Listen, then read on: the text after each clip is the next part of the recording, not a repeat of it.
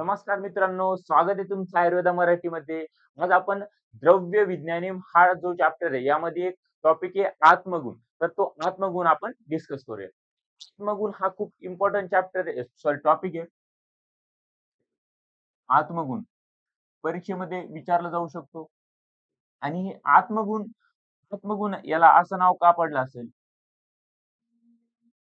आत्मगुण म्हणजे काय? तर हे आत्म्याच्या रिलेटेड असल्यामुळे आत्म्याच्या संबंधित गुण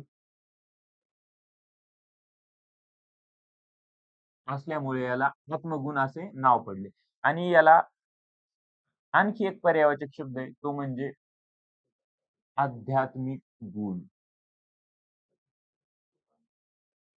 आध्यात्मिक गुण आलं लक्षात. हे आत्म्याच्या संबंधित गुण असल्यामुळे याला आत्मगुण नाव पडलं आणि यालाच आपण आध्यात्मिक गुण सुद्धा म्हणतो. आता याची संख्या किती सांगितलेली आहे? आत्मगुण किती सांगितलेले आहेत? तर हे आत्मगुण सांगितलेले 6. 6 कोणते सर? तर हे 6 गुण आहेत सुख, दुःख, इच्छा, द्वेष, प्रयत्न आणि बुद्धी. आलं लक्षात? 6 गुण का? 6 गुण कोणते? सुख, दुःख, इच्छा, द्वेष, प्रयत्न आणि बुद्धी. आता याला आत्मगुण का म्हणतात? कारण की हे आत्म्याचे रिलेटेड आहे, आत्म्याशी संबंधित. याला जे एक पर्यायवाचक नाव आहे ते म्हणजे आध्यात्मिक गुण. त्यामुळे कन्फ्यूज व्हायचं नाही. आलं लक्षात? इथपर्यंत क्लिअर आहे. आता आपण बघूया बुद्धी म्हणजे काय?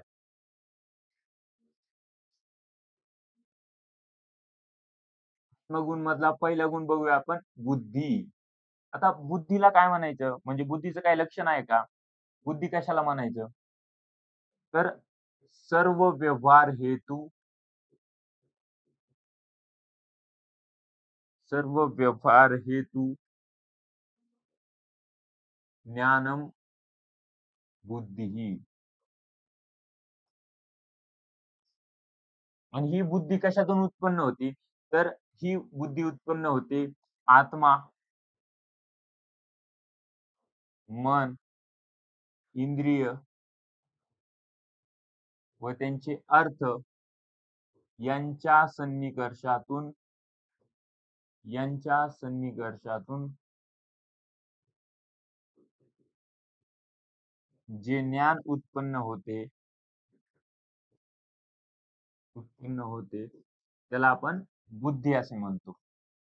त्याला काय म्हणतो? बुद्धी. तर हे जाऊ द्या.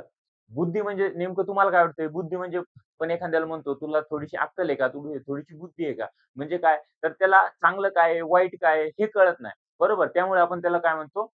त्या ठिकाणी तुला थोडीशी बुद्धी आहे का?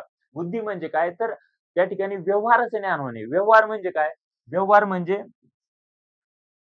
व्यवहार म्हणजे आहार-विहार. काय खावे, काय खाऊ नये, कसं वागावे, कसं राहावे, याविषयी जे काही ज्ञान होते आपल्याला त्याला बुद्धी म्हणतो. सिंपल आहे ना. सर्व व्यवहार हेतू ज्ञानम बुद्धी.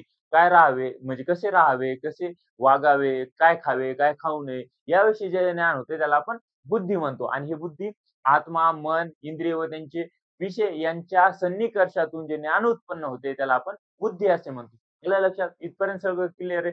आता बुद्धीचे काही टाइप सांगितले, बुद्धीचे काही प्रकार सांगितले. ते बघूया. प्रकार.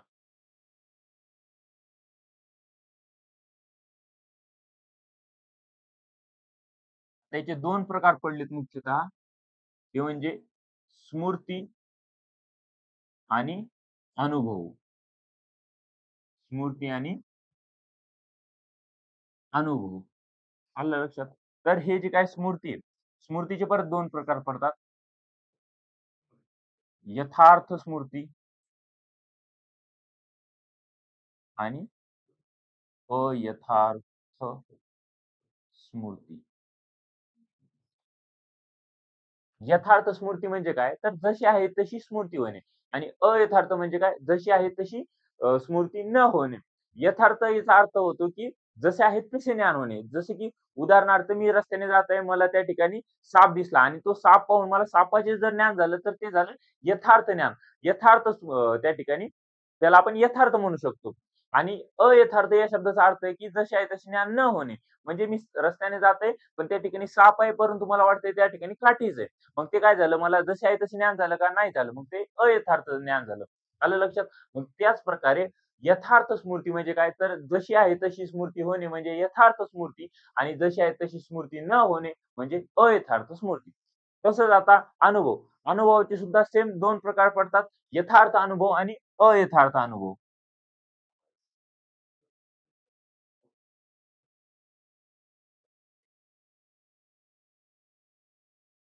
यथार्थ अनुभव आणि अयथार्थ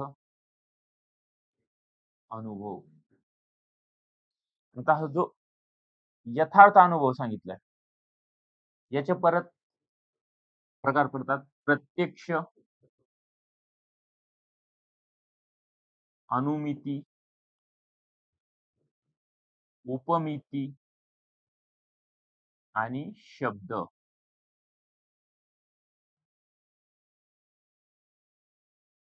आणि हे जे अयथार्थ अनुभव सांगितलाय, अयथार्थ अनुभवाचे पण 3 प्रकार पडतात. संशय, विपर्यय आणि तर्क. आलं लक्षामध्ये? कळालं. बुद्धी बुद्धी, स्मृती आणि अनुभव असे 2 प्रकार पडतात. स्मृतीचे परत यथार्थ स्मृती, अयथार्थ स्मृती. अनुभवाचे परत यथार्थ अनुभव, अयथार्थ अनुभव. यथार्थ अनुभवाचे परत 4 प्रकार प्रत्यक्ष, अनुमिती, उपमिती आणि शब्द. आणि अयथार्थ अनुभवाचे संशय, विपर्यय, तर्क. इथपर्यंत सगळं क्लिअर आहे. बुद्धी म्हणजे कळालं. बुद्धी म्हणजे काय? सर्व व्यवहार, हेतू, ज्ञान, गुण, बुद्धी. आलं लक्षात? त्यानंतर आता नेक्स्ट बघूया आपण सुख म्हणजे काय? दुसरा गुण आहे सुख. आता सुख म्हणजे नक्की काय असतं हो? तर सुख कशाला म्हणायचं? तर अनुकूल, वेदनीय, गुणम, सुखम. ज्या मनाला अनुकूल वेदना होतात त्याला आपण सुख म्हणतो. तर सुखाची प्रत्येकाची वेगवेगळी डेफिनेशन असू शकते. तुमच्या मनानुसार, तुमच्या मतानुसार असं असू शकते, की परीक्षेत पास होणं ही सगळ्यात मोठी सुख आहे. परीक्षेचे ऑल क्लिअर निघणं हे सगळ्यात मोठं सुख आहे. आलं लक्षात? ज्याच्या त्याच्या वेगवेगळ्या डेफिनेशन असू शकतात. एक त्या ठिकाणी कवी होऊन गेले, ते कवी म्हणतात, "संत मिलन हेच सगळ्यात मोठं सुख आहे." बरोबर. संत मिलन म्हणजे काय? तर त्या ठिकाणी लाइक माइंडेड पर्सनचं भेटणं. लाइक माइंडेड म्हणजे तुमचे विचार ज्याच्यासोबत मॅच होतात तशा माणसं जर तुमच्याकडे असतील तर ते सगळ्यात मोठं सुख आहे. असं त्या ठिकाणी एक कवी होते ते म्हणून गेले. बरोबर. प्रत्येकाचे वेगवेगळे डेफिनेशन असू शकतात. सगळ्या काहींच्या म्हणण्यानुसार पैसा हे सगळ्यात मोठं सुख आहे. काहींच्या म्हणण्यानुसार सगळ्यात मोठं सुख म्हणजे समाधानी असणं. त्याचं त्याचं मत वेगवेगळं असू शकतं. परंतु आपण येऊया आयुर्वेदावर. आयुर्वेदाचं काय म्हणणं आहे? अनुकूल वेदनेम गुणं सुखं. म्हणजे मनाला अनुकूल वेदना होणे. अनुकूल वेदना होणे म्हणजे काय? तर त्या ठिकाणी धर्मजन्य म्हणजे आपण म्हणतो जसं की धर्म आहे. बरोबर. धर्माचं त्या ठिकाणी फळ काय मिळू शकते? धर्म आपण पालन केल्यानंतर त्या ठिकाणी आपल्याला पुण्य मिळू शकते. आणि हे पुण्याच्याच फळाला आपण काय म्हणलेलं आहे? सुख म्हणलेलं आहे. म्हणजे धर्म आपण पालन केल्यानंतर धर्माचं फळ काय मिळणार आहे आपल्याला? सुख. त्या ठिकाणी सॉरी पुण्य मिळणार आहे आणि या पुण्याचं फळ काय मिळणार आहे? सुख मिळणार आहे. म्हणजे धर्मजन्य अनुकूल वेदनेम गुणं सुख असं सुद्धा म्हणू शकतो आपण त्याला. आलं लक्षात? हे झालं मनाला आनंद वाटणे, अनुकूल वेदना होणे, अनुकूल वेदनेलाच आपण सुख म्हणतो. जसं की धर्माचं फळ पुण्य आहे आणि या पुण्याचं फळ सुख आहे. तसंच आता आपण दुःख बघूया. दुःख म्हणजे काय?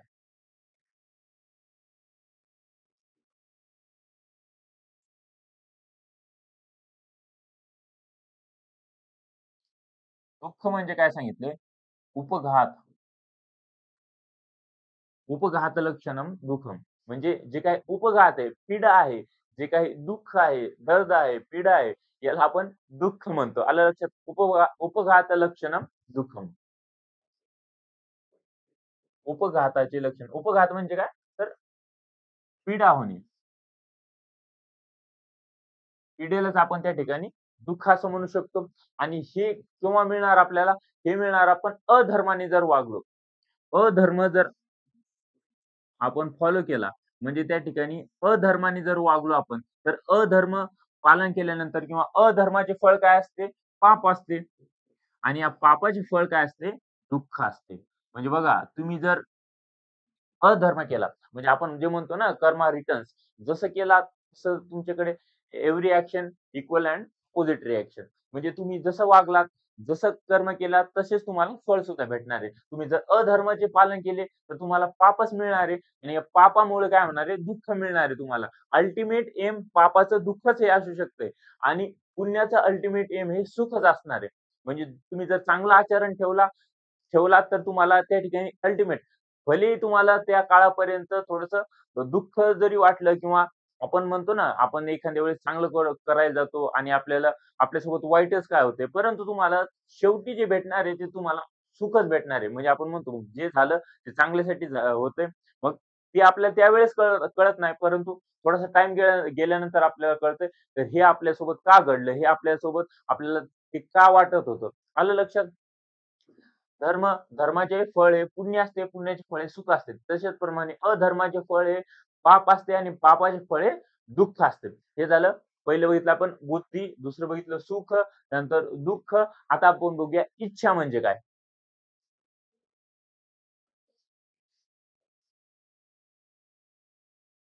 इच्छा. इच्छा म्हणजे काय? तर माझी ही इच्छा आहे, ती इच्छा आहे आपण जेव्हा म्हणतो म्हणजे काय? तर आपल्याला ती गोष्ट मिळाली नाही. अप्राप्त विषयांच्या प्राप्तीसाठी केलेली कामना.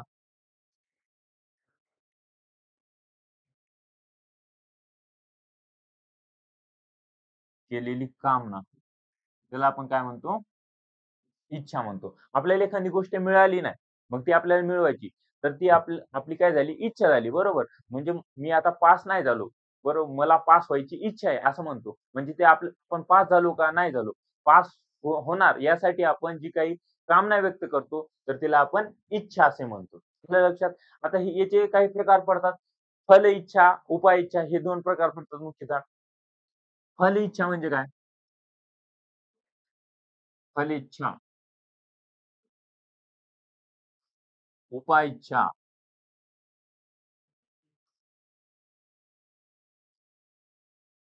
फलिच्छा म्हणजे काय? तर एखादं कार्य आहे, ते कार्य संपन्न झाल्यावर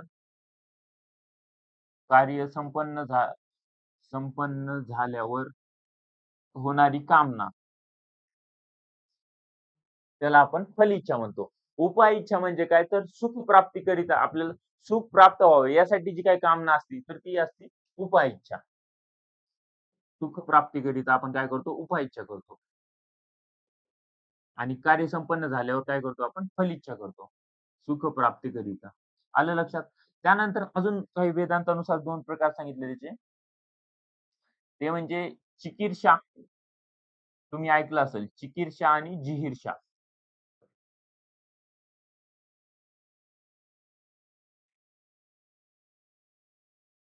चिकीर्षा आणि जिहीर्षा.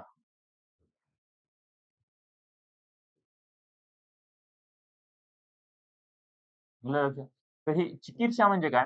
तर चिकीर्षा म्हणजे हे ईश्वराची इच्छा आहे. चिकीर्षा, जिहीर्षा. चिकीर्षा म्हणजे काय? सृष्टी उत्पन्न करण्याची इच्छा. सृष्टी निर्माण सृष्टी निर्माणाची इच्छा आणि ही सृष्टी नाशाची इच्छा म्हणजे जिहीर्षा. सृष्टी नाश करण्याची इच्छा म्हणजे जिईर्षा आणि सृष्टी उत्पन्न करण्याची इच्छा म्हणजे चिकीर्षा. आलं लक्षात? इच्छा म्हणजे कळालं तुम्हाला? इच्छा म्हणजे अप्राप्त विषयांची प्राप्ती करण्याकरिता आपल्या जी मनामध्ये कामना असते तिला आपण इच्छा म्हणतो. त्याचे 2 प्रकार पडतात. फलिच्छा, उपइच्छा, त्यानंतर चिकीर्षा आणि जिहीर्षा. फलिच्छा म्हणजे कार्य संपन्न झाल्यावर होणारी कामना म्हणजे फलिच्छा. उपइच्छा म्हणजे सुख प्राप्तीकरिता आपण जी काही कामना करतो ती उपइच्छा. चिकीर्षा म्हणजे सृष्टी निर्माण करण्याची इच्छा हे ईश्वराची इच्छा आहे. याला ईश्वर इच्छा सुद्धा म्हणतो आपण. ईश्वर इच्छा सुद्धा म्हणतो. कारण की ह्या ईश्वराची इच्छा आहे. सृष्टी निर्माण कोण करू शकतं? ईश्वरच करू शकतो ना. त्यामुळे सृष्टी निर्माण करण्याची इच्छा, चिकीर्षा आणि नाश करण्याची जिहीर्षा.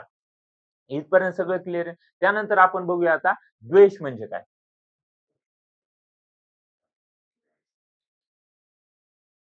द्वेष.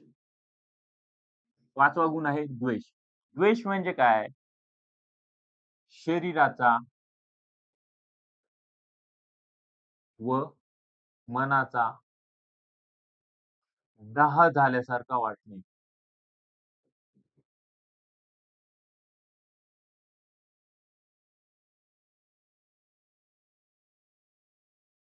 शरीराचा आणि मनाचा जेव्हा दाह झाल्यासारखा वाटतोय, त्यावेळेस आपण त्याला म्हणू शकतो द्वेष म्हणू शकतो. म्हणजे हा जो गुण आहे द्वेष, हा इच्छेच्या एकदम अपोझिट गुण आहे.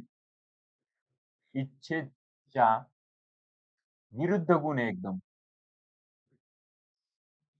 म्हणजे एखाद्याचा तिटकारा जेव्हा वाढतोय, द्वेष, की नकोय बाबा मला गोष्ट. इच्छा म्हणजे काय आपल्याला ती प्राप्त करायची. इच्छा म्हणजे आपल्याला ती मिळवायची. परंतु द्वेष म्हणजे काय, की बाबा नको मला असं आपण जेव्हा करतो, तर ते काय झालं द्वेष. जेव्हा आपल्या शरीराचा आणि मनाचा दाह झाल्यासारखं आपल्याला वाटते, त्यावेळेस आपण त्याला द्वेष म्हणू शकतो. आता ही द्वेष उत्पन्न होण्याची काय कारणं आहेत? तर जी काही दुःख आहेत किंवा दुःखाची जी काही स्मृती आहे, यामुळे आपल्याला ही दुःख देणाऱ्या गोष्टीविषयी द्वेष होऊ शकतो. दुःख किंवा दुःखाची स्मृती, दुःख किंवा दुःखाची स्मृती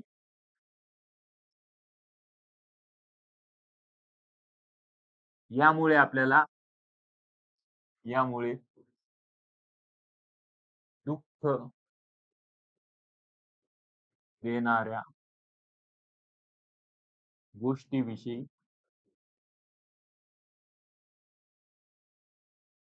द्वेष वाटणे. म्हणजे आपल्याला काय त्या ठिकाणी द्वेष वाटतो, बरोबर? म्हणजे द्वेष कोणाविषयी वाटतो? ज्याच्यापासून आपल्याला दुःख मिळतंय. काही ना काही दुःख मिळते. आता मी असं जनरल काही कॉलेजमध्ये सांगतो बरं का, म्हणजे असं हे करू नका तुम्ही. तर काही एच-ओ-डी असतात बरोबर. ते तुम्हाला सतत तुमची वायवा घे, तुम्हाला बिनकामी परेशान करणार. हे आण, ते आण, डॉक्युमेंट्स आण, हे आण, ते आण. मग आपल्याला काय होतं त्यांच्याविषयी द्वेष निर्माण होतो. होतो की नाही? तसंच दुःख किंवा त्या दुःखाच्या स्मृती किंवा त्यांची कधी आपल्याला आठवण जरी आली, तरी आपल्याला काय वाटतंय, त्या ठिकाणी आपल्या शरीराचा आणि मनाचा दाह होतो. त्याला आपण द्वेष म्हणू शकतो. त्यानंतर आहे लास्ट आपलं पहिली झाली बुद्धी बघितली आपण, त्यानंतर सुख बघितलं, त्यानंतर दुःख बघितलं, इच्छा बघितली, द्वेष बघितली. आता आपण बघूया प्रयत्न म्हणजे काय? प्रयत्न कशाला म्हणायचे?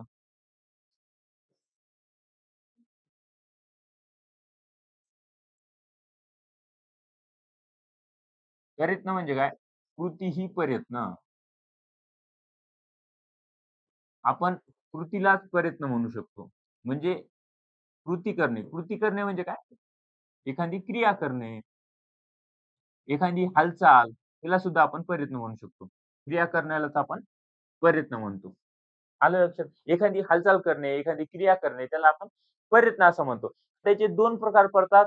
एक म्हणजे जीवनपूर्वक प्रयत्न आणि दुसरा म्हणजे इच्छाद्वेषपूर्वक प्रयत्न. याचे 2 प्रकार पडतात. जीवनपूर्वक प्रयत्न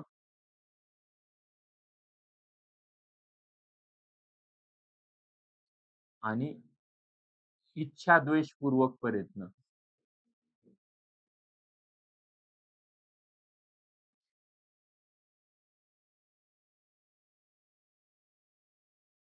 इच्छाद्वेषपूर्वक प्रयत्न म्हणजे काय? जे काही श्वसन वगैरे क्रिया चालू आहेत आपली. श्वसन आपण हार्टबीट आहे, श्वसन आहे, बरोबर आहे. हृदयाची हालचाल व्हायली, त्या ठिकाणी रिफ्टची हालचाल व्हायली. मग ह्या ज्या क्रिया आहेत, श्वसन,